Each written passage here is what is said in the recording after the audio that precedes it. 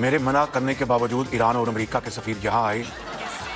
میں نے دونوں کو ایک دوسرے کے سامنے بٹھا کر کرسیوں سے باندھ دیا تاکہ آپس میں لڑ نہ سکیں. پھر سب سے پہلے میں نے ڈی جے وینس، جس کی شکل نیشا پومی جیسی ہے، کہا کہ اپنی شرط بتاؤ. اس نے سب سے پہلی شرط یہ رکھی کہ ایران کسی قسم کی کوئی ایٹمی چیز نہیں بنائے گا، نہ ایران میں کوئی ایٹم سونگ کرے گا اور نہ ہی ایٹم بم کے نام سے کوئی پاپڑ بیچے گا. اس کی بات پر خاموش رہنے کے لیے میں نے عراقی صاحب کو آنکھ ماری.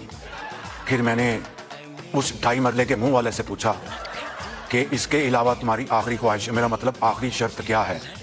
لیکن اس دریائی گھوڑے کے کانوں والے نے کہا کہ جب تک پہلی شرط پوری نہیں ہوتی ہم 1 انچ تو کیا 1 کلومیٹر بھی آگے نہیں بڑھیں گے. اس کی بات سے مجھے اندازہ ہوا یہ مذاکرات کرنے نہیں آیا بلکہ تھپڑ کھانے آیا ہے. مجھے بہت غصہ آیا، لیکن پھر بھی میں نے اپنا ٹیمپر لوز نہیں کیا.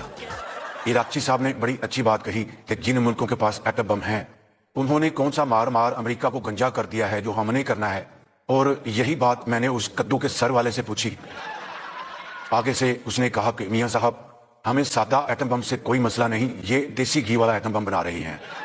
یہ سن کر میری فوراً سٹک گئی. میں نے کہا کہ بھائی تم صلح کرنے آئے ہو یا یہاں پر گٹر کھولنے آئے ہو؟ یہ بات ویسے میں نے دل میں کہی تھی. خیر میٹنگ جاری رہی. اس دوران ہم نے منگ پتہ کھیلا، لوڈو کھیلی، ایک دوسرے کو جگتے بھی ماری. آپ کو تو پتا ہے میری 3 کتابیں جگتوں والی آ چکی ہیں. ہماری بات چیت ابھی ختم نہیں ہوئی تھی مگر گھڑی کا سیل ختم ہو گیا، جس کی وجہ سے میٹنگ ختم کرنی پڑی.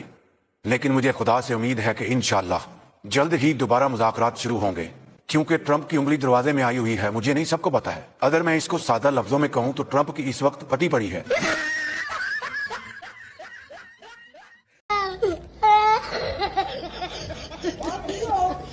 میرے منع کرنے کے باوجود ایران اور امریکہ کے سفیر یہاں آئے.